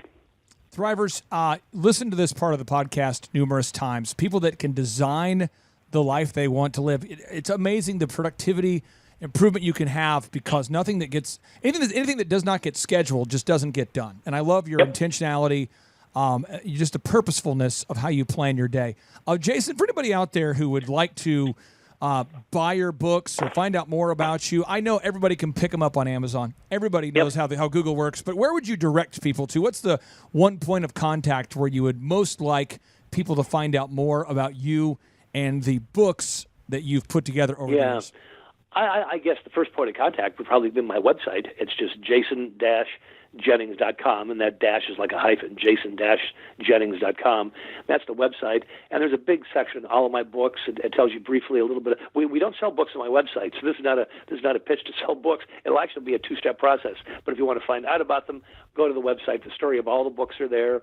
The pictures of all the foreign language editions are there. If you want to know anything about me, I'm really pretty transparent. My life is an open book. And so that's probably the best point of contact. And then, of course, everybody knows where to get books. Books A Million, Borders. Borders, Amazon. They're all over the place. Jason, I appreciate you so much on behalf of our hundreds of thousands of listeners for taking time out of your schedule and away from your beautiful view in San Francisco to be here with us. And I'm sorry for taking you away from your beef jerky for this long, but hopefully you still have time to eat that. And get to the gym. I got to tell you guys something. I've done hundreds of podcasts and radio interviews, maybe thousands, I'm not sure. I've enjoyed this one more than any other I've ever done. You guys are really, really sharp cookies. And if you ever want me back, don't hesitate. I really dig you guys. Oh, Chup, how sharp was Jason Jennings right there? On top of his game, I tell you what. Man, his books are so good. His interview is so good. His routine is so good. Everything about it was just It was almost too good. Too good. Chup, I need to I tell you what, when we wrap up today's podcast, I need to go write down a list of ways that Jason is beating me in the game of life. And I need to stop after about 4 hours of writing that list. I was going to say, yeah. Because he's this guy. He eats the perfect diet. He's very intentional. He writes the perfect books. Yep. He plays the viola. Expertly, apparently. I tell you what, Thrive Nation, I encourage you to go check out his website today. If you've yet to visit his website, it's worth seeing. The guy has written case studies on some of the biggest companies in the world, and you would be really missing out on something if you don't read one of his books, because they have the power to absolutely transform your organization, as they did for me many years ago. You can learn more at jason-jennings.com. That's jason-jennings.com. And Chup, without any further ado, 3, 2, 1, boom! Well, folks, on part one of today's show, we interviewed Jason Jennings, the legendary author, and we're talking about how to grow a successful company. Now, for many of us, as we hear about this idea of growing a successful company, it might be a little bit abstract. It might be difficult to think about how to build a successful company unless we've seen one in action. And so on today's show, we're interviewing Gabe Salinas, the founder of WindowNinjas.com, a longtime client who's been able to achieve financial success, time freedom, financial freedom by systemizing every aspect of his business. Gabe, welcome on to the Thrivetime Show. How are you, sir? Man, I'm great, Clay. What about yourself? Everything good today? Brother, I'm fired up to talk to you. I have to ask you this here. What does it mean in your mind to have built a successful company? What does that mean, and why should everybody out there watching want to build a successful company? Well, everybody likes to enjoy the fruits of their labor, and I have labored for a long time building Window Ninjas into what it is, and now we're franchising, so that's another big win. But yeah, it's nice to see that your vision has come to reality, and that the reality is paying dividends. And every day is a joy because I get to do the things that I love and enjoy. I get to meet great people. I get to work with a bunch of great people. I get to motivate people. I get to where my employees are winning every single day and my customers are winning every single day. So, I mean, it's really a satisfying thing to have a business that's growing, thriving, and doing really well, and providing a level of customer service that kind of falls short a little bit in today's day and age. So we're going to continue our discussion from part one, where we're talking about achieving sustainable business growth by implementing systems. And so if somebody buys a windowninjas.com franchise, I'm going to walk people through some of the systems you have in place. I'd really like for you to share a little detail on that. So first off, you have a system for the branding, you have a system for the marketing, you have a system for the business. It's not just a series of random opinions or feelings. It's a documented system. And to put just a little bit more traction on it, I'm going to zoom in to a page from my book here called How to Become Sustainably Rich, so people can just kind of see your business and then they can see these principles. So you've already figured out, and this is box number 1 on our workflow here. You've already figured out your revenue goals. I'm not going to ask you to share those on today's show. You already know what kind of sales you have to do to break even, and everybody who buys a franchise from you is going to know how many sales they need to do to break even. You've already defined the ideal schedule that works well for you and your business. But point 4, I want you to see if you can talk about this and break this down a little bit. You guys have figured out your unique value proposition. You guys have figured out what makes you unique in this cluttered marketplace. Tell us, what have you done to make Window Ninja stand out amidst the clutter of commerce? Well, one of the very first things we start with is branding. I talk to all of our team players about this. You know, all of our trucks are logoed with our Ninjas logo. Nigel is always looking fresh on both sides of the truck and the back. We even put them on the hood. That way our customers understand who our brand is. They know who's coming to their house or their commercial facility. All the marketing that we provide for our franchisees and our locations all have our logos on them. So just something as simple as having your logo and branding it and getting it out there into the world so that everybody recognizes it and understands and knows what it is really, really important. That's always step 1, is with the marketing and getting your name and your brand out there. And the fact that we've got it out there in multiple states, multiple cities, we're growing and thriving. It's definitely a byproduct of the success that we've had on the marketing side. And every one of our franchisees understand it. It's something that we teach every single one of them when they come in and we get them onboarded.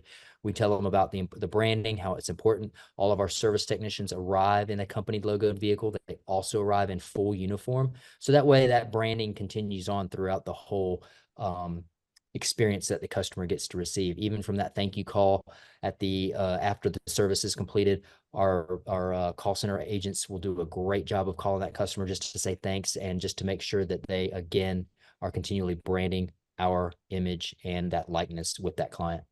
And we go back to this again, folks. Look at these boxes here, folks. Again, we're pulling this up. We're breaking it down. We're giving you a lot of detail on today's show, folks.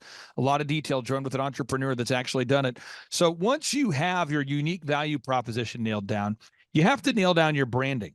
And you're not just operating your business in a world free of competition. I mean, you have a lot of competition if you're a business owner.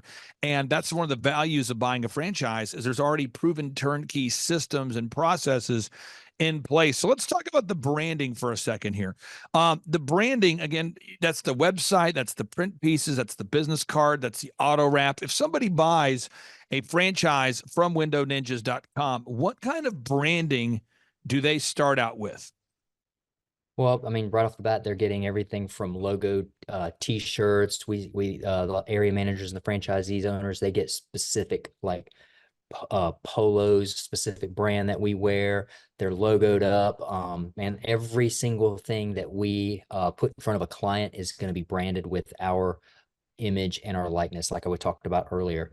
On our marketing side, every email that gets sent out has our brand logo on it. Every quote, every estimate, every single thing that a customer sees is going to have our brand on it. And we make sure that it's always, always, always in the proper manner and gets in front of the people whose eyes can see it, because the more people that see your brand, the more money and revenue you're going to make. And when you continually get your brand out there over and over and over again on multiple different channels in multiple different ways, whether it's from flyers or mailers or yard signs or the logoed trucks or the employees that are showing up in fully uniform, logoed uniforms, man, it really, really, really makes a huge impact. People feel safe and secure when they know and recognize a brand, and they definitely feel safe and secure when guys show up at their home in a fully logoed vehicle and in full uniform with logos on them. It's really important. Again, you've thought about this entire process. You've nailed it down. That's why this is a successful business. Now, creating a three-legged marketing stool, box number 6. I see so many business owners that don't know how to generate customers, and that is not a problem that you have. You know how to generate customers, and that's one of the big values that you offer there at windowninjas.com. Let's talk about how you guys generate clients. If I'm out there today and I buy a windowninjas.com franchise, let's talk about the marketing systems that you have in place to help franchisees generate leads. Oh man, I'm glad. I love talking about this, Clay. Man, we have with our franchisees, we have 3 different packages. We have a gold, a silver, a gold, and a platinum package. And we go through each franchisee and talk to them about each one of those packages. How much is it going to cost? What does it go towards? You know, there's all kinds of things like Google advertising, pay-per-click. You'll have Google local services. You're running Facebook or Meta ads. Sometimes we're even running Instagram ads. So we go through and talk to all of them about those specific products that we're utilizing for marketing and branding, and then what the cost of those are. And then we just, like I said, we give them 3 options. It's really, really cool. They can choose option A, B, or C, silver, gold, or platinum, based on how many leads they want to generate, what kind of revenue they're trying to produce, what their personal financial goals may be, and what their business financial goals are going to be. So we take all of that, wrap it up, put a bow on it, give them the package they want, and then we go to work and get all of that stuff done. That includes the SEO work for the website, everything from top to bottom. That way it makes it really easy for a franchise, because if they know that there's a set system in place, that they can just say, hey, this is what we're going to spend. This is what our budget is. Here's the card. Go ahead and get these things run. This is my portion of my marketing that I'm going to spend every single month. Great. Let's do it, man. Then the leads come in. We tackle those leads. We get them sold. We get them closed. And then those guys are out there rocking and rolling, actually performing the services and making revenue, which is really, really, really awesome. So let's keep going here. So as we're getting that momentum going, folks, we're building these workflows, we're building these sustainable systems. Now we move into sales. You guys have a call center. You record the calls for quality assurance. You guys have a system and a process for everything. Walk us through why that's a value for a franchisee, that your team records the calls, that your team makes the calls, that your team staffs the call center for the franchisees.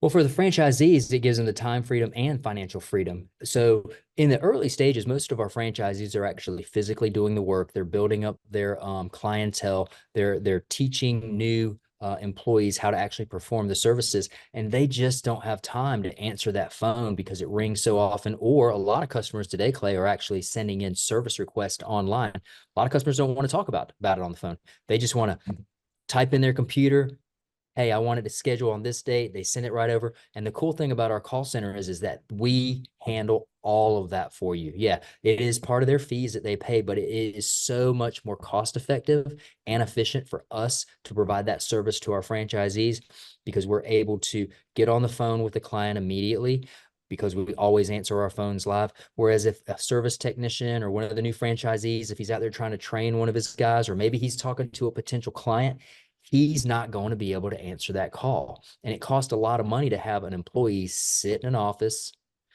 and take those calls. You got to have internet. You got to house that employee. I mean, there's a lot of expenses that go into it. And with our fee that we charge, it is a fraction of what they would pay or lose their mind by trying to tackle 15 tasks and answer the phone at the same time. It's a huge benefit for our franchisees for us to have a call center the way we do. Also, you staff and manage the employees. I mean, you hire the employees, you train the employees. As you mentioned, you house them, you train them, you equip them. There's so much value that you offer there. Now we move on to box number 8. You've got to figure out how much it costs to get a new customer, folks. And if you're out there today and you have a business and you don't know what it costs to get a new customer, that can be a problem.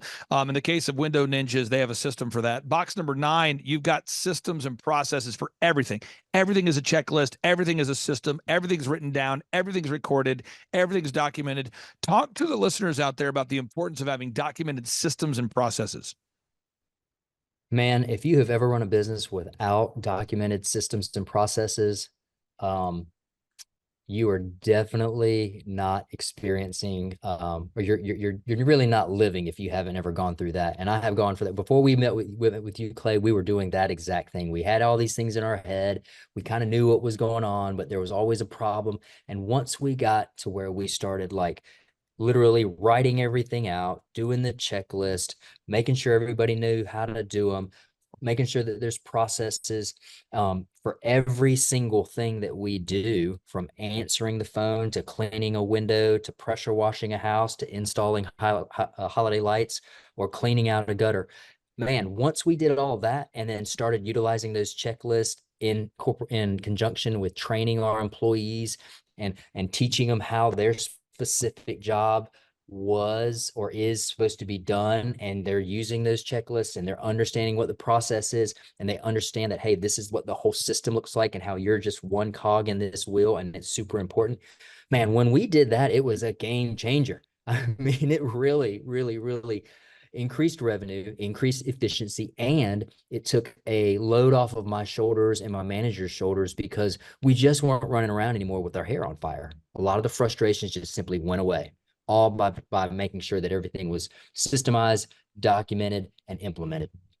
You know, one of the things that you talked about there, and that's one of the joys of working with great people like you, is, you know, when I first started working with OxyFresh years ago, and I met Jonathan Barnett at college. Actually, Jonathan Barnett, the founder of OxyFresh.com, I went to college with him and helping him scale the business. Now there's 500 locations, and with his business, your business, everybody's business, just getting everything into a system.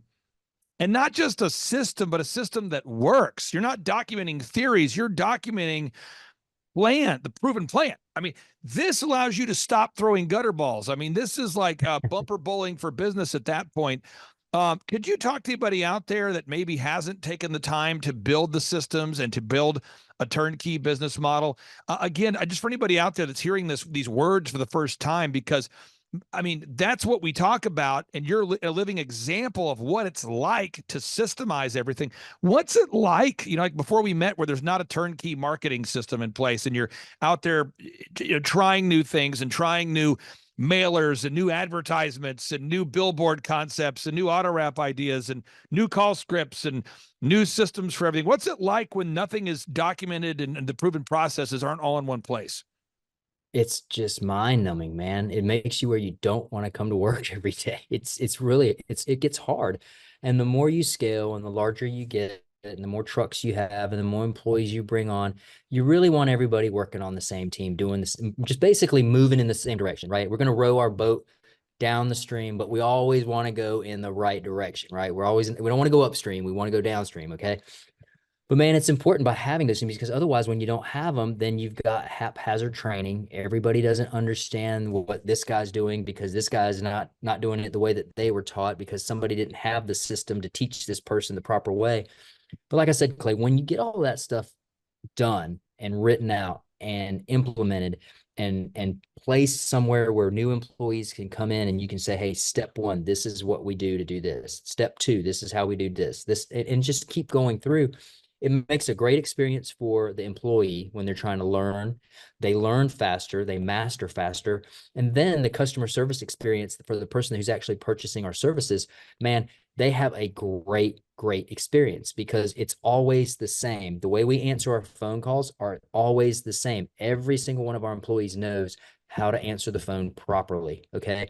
That way, if you call our office, Clay, and you might talk to Emily, but hey, if you need to call back because you forgot something and Jeff picks up the phone, those two people are going to answer the phone the same. You're going to recognize that branding. You're going to recognize that this experience is the same and it's very cohesive, and you're going to enjoy it. And that's what we're after over here at Window Ninjas. And I think a lot of businesses, once they get their businesses scaled kind of to the level that you've helped us do, Clay, get everything systemized, everything documented, everything in a place when it comes to training and that sort of thing, man, it really runs simply, it runs smooth. And then it allows your managers to oversee their employees and make sure that they're following the processes properly. I mean, it's just a cohesive unit at that point. Everybody's moving in the same direction. We're not having any hiccups. We're not getting stuck in the mud. We're not scratching our head trying to figure out a new problem today because it was the same problem that showed up 2 weeks ago and just never got fixed, because we've already got the system for it, man. We already know how to solve that problem. We already know how to help the client. We already know how to generate leads. We already know how to make money. And it's all because of systemizing. I'll be very vague on this because I don't want to divulge the financial situation of one of my clients. But we have a client, a longtime client that was able to sell his business this week for $43 million. Wow. $43 million. Worked with this client for years and years and years. And I got on the phone with this person and I said, how are you? And they said, hey, I just sold the business for 43 million. Now, someone says 43 million. Wow, that's a big number. How did they do it? Well, let me tell you this. They had all the systems in place and they were implementing these systems every day, every year, every week, every single week, folks. They were implementing the systems. They were running the plan. And eventually a competitor recognized, wow, this guy cannot be stopped. So they teamed up with other competitors and they came together as a pool of people and they said, look, we as a buyer group want to basically buy your business so you'll stop competing with us. And so my client walked away with a $43 million paycheck and some other bonuses there. And again, it's because there's systems in place. Why is why is a Window Ninja's business valuable? More valuable, a Window Ninjas franchise more valuable than just having some squeegees and some vans and some cars and some auto wraps? Like why is the total system of a Window Ninjas franchise more valuable than the actual parts of the squeegees and the vans and the walk us through the value of WindowNinjas.com franchises? Well, like I said earlier, Clay, if you're going to buy a business, you want to buy a business. You want a business that can be capable of running without you. If you're an owner who's operating a business that doesn't have everything written down, it doesn't have all of the systems in place, doesn't have a process that's literally written out, then that process is going to get done 15 different ways if you have 15 employees. And that is going to be mind numbing. The customer's not going to get the same experience. You're probably not going to have a lot of retention when it comes to customers. And you're probably not going to have a lot of retention when it comes to employees. So making sure that all these systems are in place, making sure that all the processes are documented, making sure that all the employees understand what each system is, how different parts of the business work with each other. Like you were talking about squeegees and with the squeegee, you've got a handle. There's 3 parts to a squeegee. You got a handle, you got a channel, and you got a rubber. So the rubber fits in the channel and the channel fits in the handle, and the handle has to clamp onto the channel in order for you to squeegee glass. Okay, man, it's the same thing. Our sales team has a specific process that they have to follow in order to take the lead, schedule the lead, and then it hands over to our service technicians who then have to go out there and physically go to that customer's house, follow the systems and process of actually doing the service for that client. Then we have to get paid, which means then that money has to go over to the accounting department, and the accounting department needs to know how to process that payment, make sure the funds are in the bank. That means they can make sure that the bills are paid, which means they can go ahead and make sure that the employees are paid. And so through each one of those little sections that I gave you, there is a specific and unique process that has to be done every single time. And if you didn't have everything written out, Clay, my gosh, it would be horrendous. People wouldn't get paid, whether it's you or your employees. Bills probably wouldn't get paid. Squeegees wouldn't get put together. Who knows? Maybe the guys would forget their scrubbers, and so therefore they're out in the field and they don't know that, oh my gosh, how am I going to actually put some soap on the window if I don't have my T-bar? So, I mean, you can really break this down into so many different levels, Clay. It's not even funny. But I think you and I have definitely gotten across today to everybody who's listening or watching this that systems and processes work. They definitely exceed other companies that do not systemize and make processes for their specific business. And a business that doesn't have any of that stuff is not worth as much money as a company or a business that is fully implemented in systems and processes. Amen to that. Well, folks, if you want to team up with a proven brand that's growing and going places, I recommend you schedule a consultation today at WindowNinjas.com to learn more about buying a WindowNinjas.com franchise. Again, you can schedule a free consultation today with windowninjas.com to learn more about buying a windowninjas.com franchise. A final 30 seconds here. Why should everybody buy a windowninjas.com franchise, and how much money does it cost? Man, a windowninjas.com franchise is the thing to do. It is an awesome, awesome, awesome opportunity. We just closed our 6th franchise this week, which was really, really fun and exciting. Profits are amazing. We make it fun over here at Window Ninjas. We take a load off of all of our franchisees and our employees because we have so many different parts of the business that actually handle the clients, handles them from a sales standpoint to a service standpoint to marketing, everything. I mean, it's so much easy when you go into a franchise system like ours. And the home service industry is huge right now. That is one of the top revenue producing industries in franchising today. And a lot of people just don't have time or energy to maintain their homes or commercial properties and things of that nature. So they need companies like ours to go out there and make sure that their properties are well protected, cared for, and increasing in value.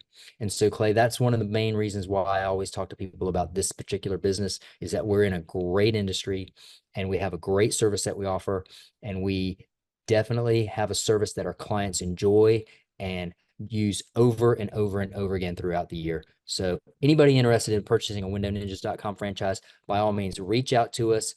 Check us out on our website. We've got a bunch of information on there, and then fill out that form. It'll come over to one of my sales guys, and you know what? They're going to bring it over to me, and we're going to get on the phone and we're going to have a little conversation about how you can benefit from a Window Ninjas franchise.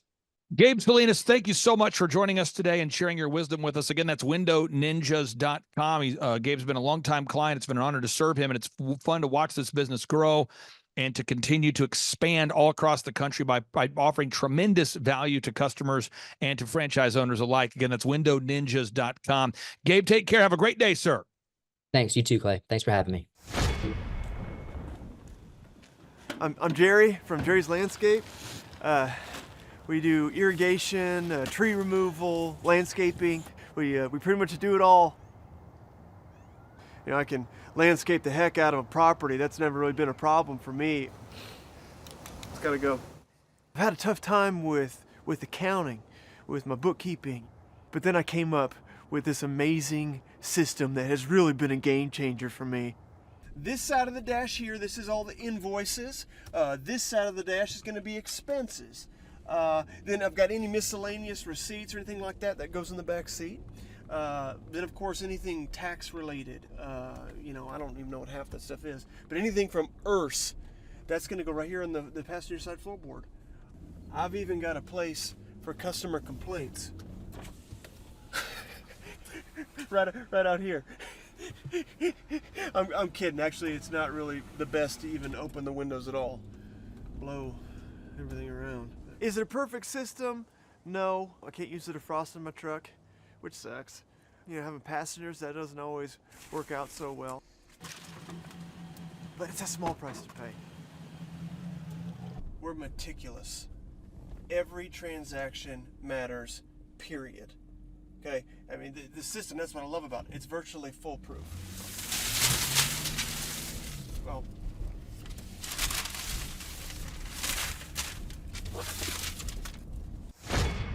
JT, do you know what time it is?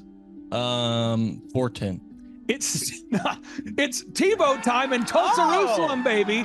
Tim Tebow is coming to Tulsa, Oklahoma. Whoa. During the month of Christmas, December 5th and 6th, 2024. Tim Tebow is coming to Tulsa, Oklahoma in the 2-day interactive Thrivetime Show Business Growth Workshop. Yes, folks, put it in your calendar. This December, the month of Christmas, December 5th and 6th, Tim Tebow is coming to Tulsa, Oklahoma in the Thrivetime Show 2-day interactive business growth workshop. Whoa. We've been doing business conferences here since 2005. I've been hosting business conferences since 2005. What year were you born?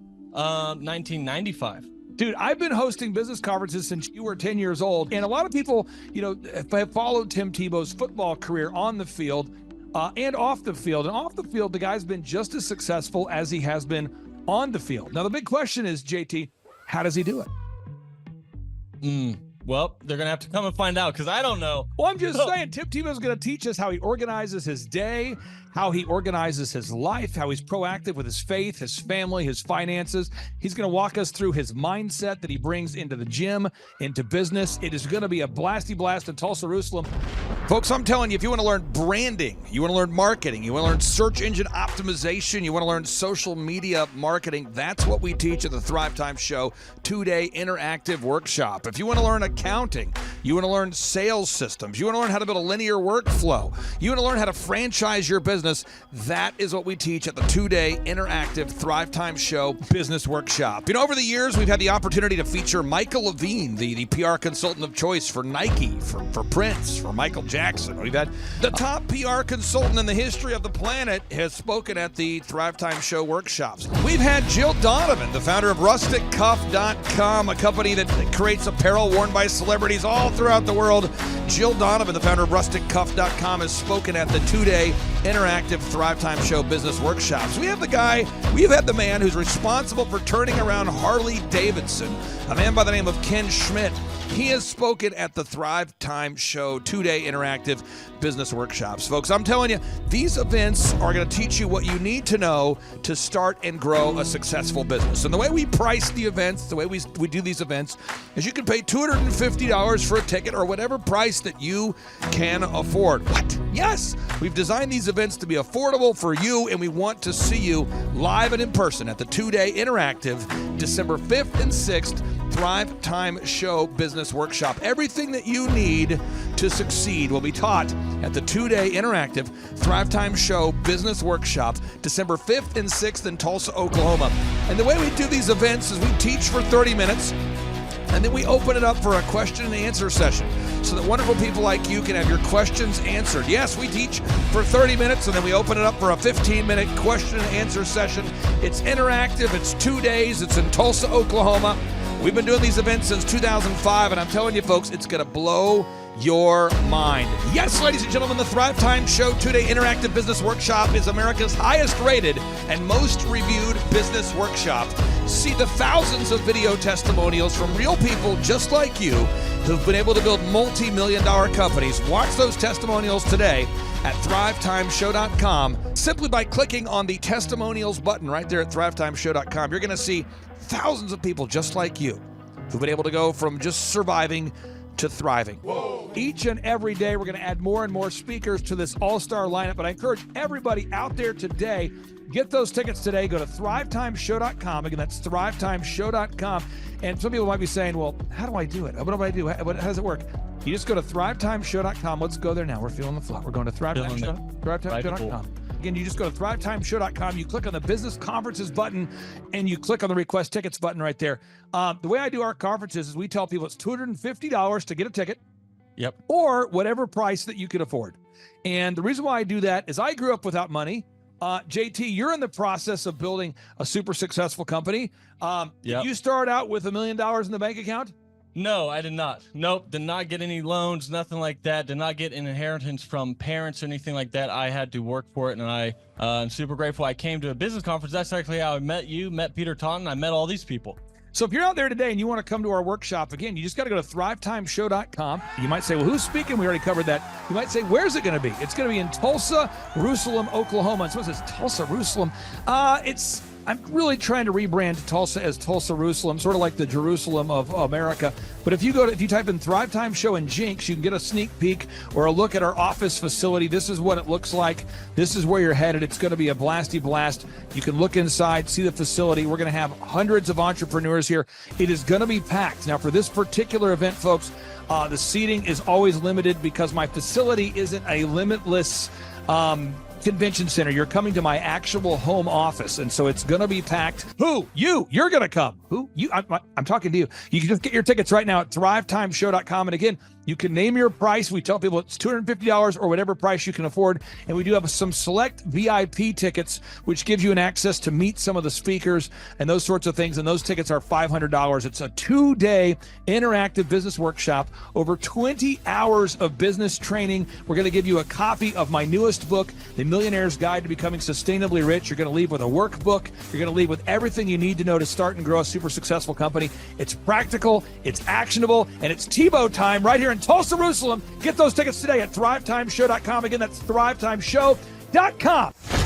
Hello, I'm Michael Levine, and I'm talking to you right now from the center of Hollywood, California, where I have represented over the last 35 years 58 Academy Award winners, 34 Grammy Award winners, 43 New York Times bestsellers.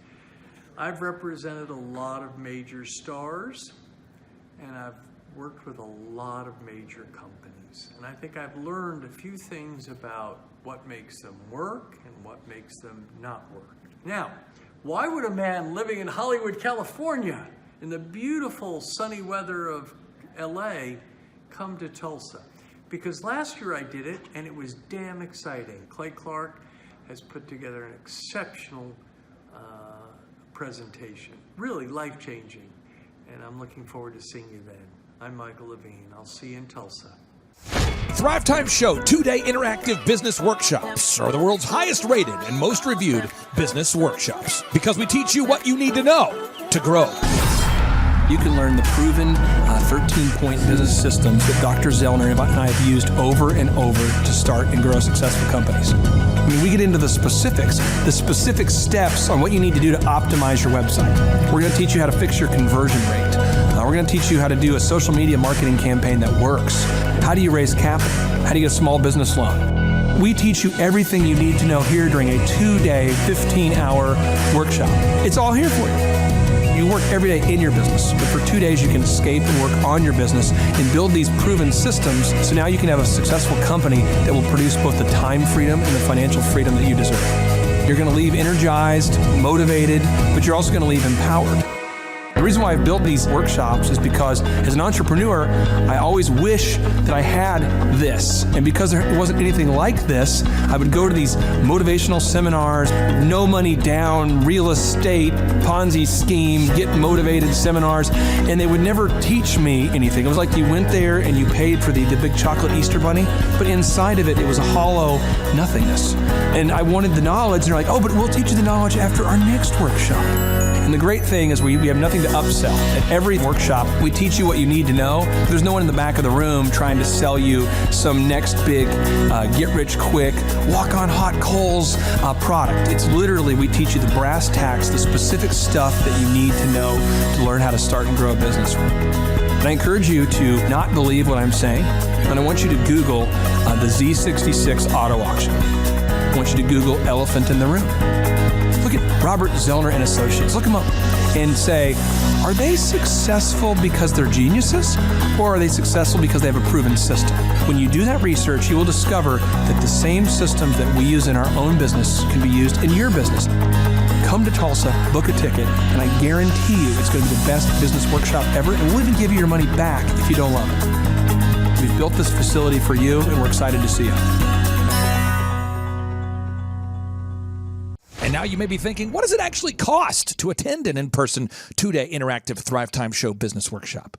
Well, good news. The tickets are $250 or whatever price that you can afford. What? Yes, they're $250 or whatever price you can afford. I grew up without money, and I know what it's like to live without money. So if you're out there today and you want to attend our in-person 2-day interactive business workshop, all you got to do is go to thrivetimeshow.com to request those tickets. And if you can't afford $250, we have scholarship pricing available to make it affordable for you.